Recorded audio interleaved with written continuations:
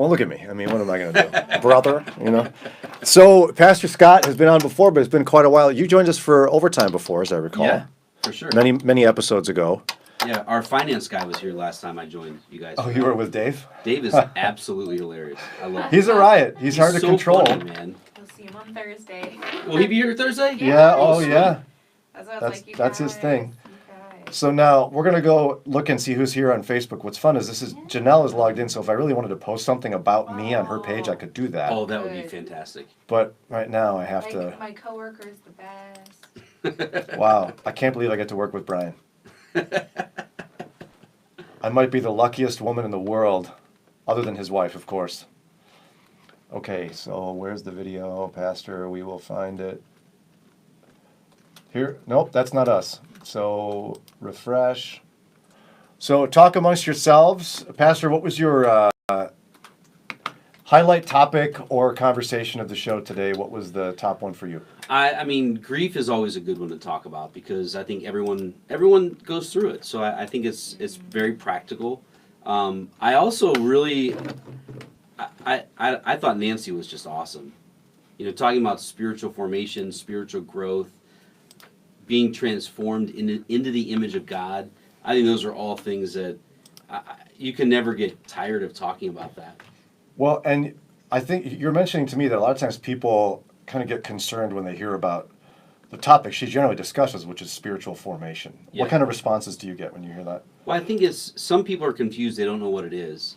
Other people, it can be scary because what ends up happening is you're doing more of experiencing God because you're asking God to speak to you and to transform you and to change you. But I think the scariest part for a lot of people is that now I have to reveal things to God that I've been trying to hide from God for a long time. Mm-hmm. And hiding from God is natural. I mean, it's a natural human sin, right? I mean, Adam and Eve, as soon as they sinned, they hid right away. They hid from God and then they got clothes to cover themselves. So, but I think the biggest thing is that it's scary to ask God to transform me because now I'm using a different, we were talking earlier, using the right side of our brain. It's experiential. There's what's going to happen. And then there's the ooh part of it too, that's not true. It's, man, we are putting ourselves before God and He is going to change us at a soul level and then our behavior changes after that. I think a lot of times too, we try to go to behavior modification before we have soul transformation. Oh, I think people skip over soul transformation, and they don't even know they did. By the way, hi to Callie. I see Callie on YouTube. We've also got Mike showing up. Callie, this is her husband's account. Oh, okay. That's because my daughter's name is Callie. I'm like, Callie's on. Hey, she should be in school. Don't get your hopes up. My kids don't watch me. So we got Mike here. Good to see you, Mike. Myrna showed up. Good morning, Myrna. Nice to see you. Myrna Craig, what's up? Do you know Myrna? I know Myrna. She's a lot of fun. She's awesome. She's trouble. She's a lot of fun. So somebody might be going, but hold on, Pastor. Wait a minute. Okay, so I pray. I get up in the morning and my knees hit the ground first. I pray every morning. I ask God to guide me. And I read my Bible then while I'm eating my breakfast, drinking my coffee. I do an Instagram post with a highlighted verse and a nice filter. What do you mean? I'm doing all that. And all those things are great.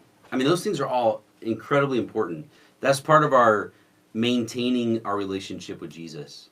But there's a part that we have to say, Lord, I'm going to reveal every part of myself to you and let you speak to me.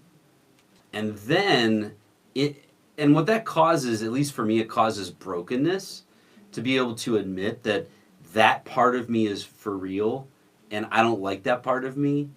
But I've been trying to change that part of me for so long. Lord, maybe I need to ask you to change that part of me. And that's spiritual formation. That's where spiritual growth comes into play. Spiritual growth isn't just memorizing more verses and knowing more of the Bible. That's important. It's good stuff, but God will use that knowledge to transform your soul and your heart. You got Chris Wokal. Chris Wokal! So you killed it on the air today. Wow, way to go, bro. Well, Chris, you're kind, man. Chris joins me every Wednesday morning for our morning Bible study live stream show. Oh, fun. At Grace Church, so yeah. Theola's here, a senior saint among us who joins us every day. Good to see you, Theola. So, what are I think I think people need a list of things, right? They need to do to encounter Christ in that way. Yeah. So, like, if someone goes, "I don't get it. I've been reading my Bible and I just don't experience what you're saying." Like, how do you bring your raw self to Christ? Yeah. Well, one thing that I do this twice a month, and Chris Wokel knows this. I get away for a half a day twice a month, and one day I go to the Cleveland Art Museum because I love art and I really respect art, And it's free. and it's free. The parking's not free, but Right, the right. art museum is. It allows me to think in a different way and experience God in a different way. So, are you looking at art when you're going, or are you Sometimes just I finding do. a quiet spot in the corner? Both. I do both. So, like last time I went, I spent a lot of time, and I'll go all over the art museum, but I found this really cool. It was a piece of it was a carving, a wood carving, and how intricate the details and how much time it took these old monks to do it. It made me think, wow, just how amazingly creative God is. That if those are the details that human beings made, look at the details just of bark on a tree or the different birds that we're starting to see now coming through, and how birds transition from different regions of the country and they fly right through our house and we miss it. Yeah. How often do we miss what God's doing right in front of us? All the time, because we don't slow down. And I Right. think slowing down is part of that spiritual discipline, right? If you Yeah. want to really encounter Christ in a new way, you can't allow yourself to be distracted. Because I think what a lot of people do, what I do, is you start to feel something, you feel conviction or guilt or whatever, or you're feeling shame, and you just get busy. Yep. Or you do something fun, because it's America, and you go get a sandwich, or you watch a TV show. We have this privilege of being able to just push it aside. Yeah. But it's almost just going to the art museum and letting it happen. And I think at first, the first couple times I did something like this, it was really hard to be in the quiet of my own mind. It was really weird. I'm just being transparent. Like it was a struggle at first. So if you just do it one time, that's not. You need to do it at least 5 or 10 times, whatever it is. The other thing I do for half a day, I just go for a hike, and I take my backpack, my Bible, water, and maybe a snack, and I just go and just experience God in the woods. Now this time of the year, I'll go to the art museum twice a month. But once it starts to warm up, I'll be outside hiking for that half day as well. But just to be quiet and quiet my soul, but also to be transparent and vulnerable before God and say, Lord, I want you to bring to my mind, because John 14:26 says that the Holy Spirit brings things to our minds. And if we believe that to be true, then let's ask God to bring to my mind, what's one area you want me to get better in? Maybe it's my driving. For me, I used to be so angry in the car. Me too. But yeah, so what do you do? What are some practices that you do for spiritual formation? It's a newer thing to me. By the way, what's going on, Pamela? Although Jannelle calls her Pamela, Hola! which sounded Italian, not Latino, but whatever. That was not, yeah. Sandy's here as well. Good to see you, Sandy. Let's see. And what do we have from Callie? Callie says, I've learned to be more valuable and open myself up to God and sharing my fears, desires, hopes, and wants God to help me improve in my lifetime. Yeah, absolutely. Yep. For me, it is whatever the practice might be, but allowing myself to slow down, like having no agenda. I used to think the best way to encounter Jesus would be open up your Bible and read. There's times where that's the case, and there's times Yeah. where that's not. Right. Sometimes it's putting on worship music and just. Sometimes it's going outside. I just feel like my garage is a safe place. I love going out there. Got my tools out there, and I'll just put on some music and just be with the Lord. Yeah.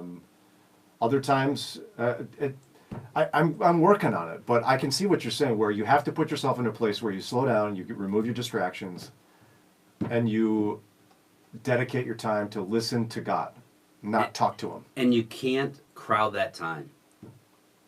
So for me, it starts by driving down. I'm not going to I'll listen to worship music then. I'm not going to listen to a podcast. I'm not going to listen to anything else. I'm not going to listen to secular radio at that time. I'm only going to listen to worship music. And sometimes I turn it way down so it's still in the background. And I'm just preparing myself, tilling the soil, if you will, for God to speak. And sometimes He speaks through His Word. Sometimes it's through a worship song. Sometimes it's through the quietness of just being, hearing the wind go by you. Like, that's crazy that God created wind. Like, when you start thinking about that stuff, it changes your soul. It really does. But you can also ask yourself questions like, what am I feeling today? Yeah. I'm feeling anxious. Okay, why am I feeling anxious? Yes. And if you allow, God will take you down that road, and He'll be with you in it, whatever it is. Yep.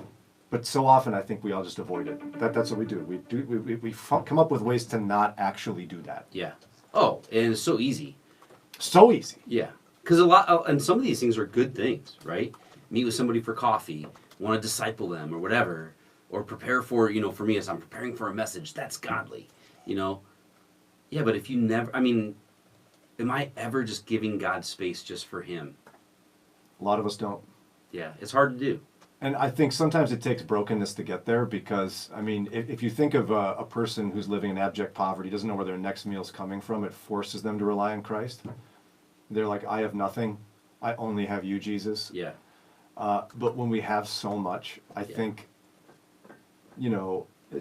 perhaps that's what Jesus meant when He talked about it's easier for a camel to go through the eye of a needle than a rich man to enter the kingdom of heaven, because it's so easy for us to allow the general wealth of American society to keep us from intimacy with Jesus. Well, and we can even ask the Lord to reveal to us, like He did to the rich young ruler, right? What is it? I've done everything, God. You don't understand, Jesus. I have laid down my life for you. Yeah, but what about that guy that you don't like? What about him? And what did that dude do? He walked away. He walked away from Jesus. He wasn't willing to give up his wealth.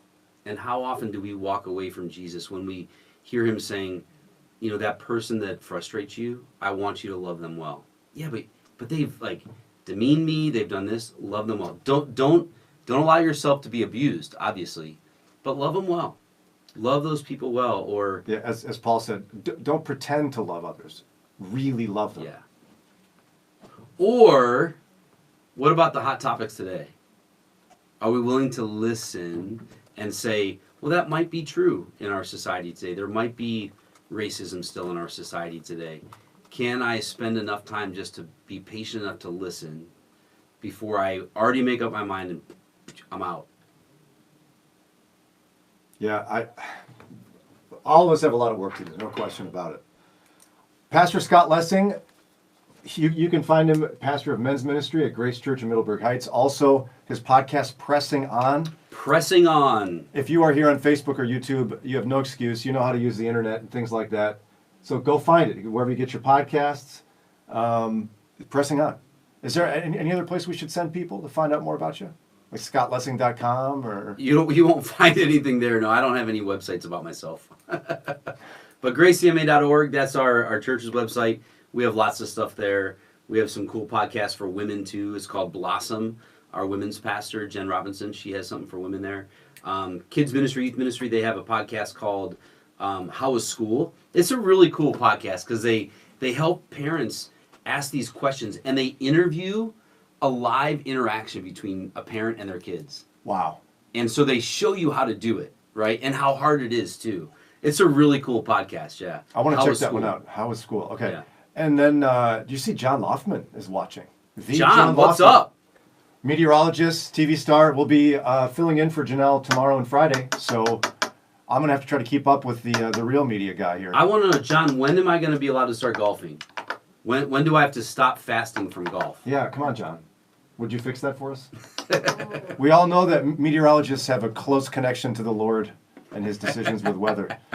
All right, we got to run.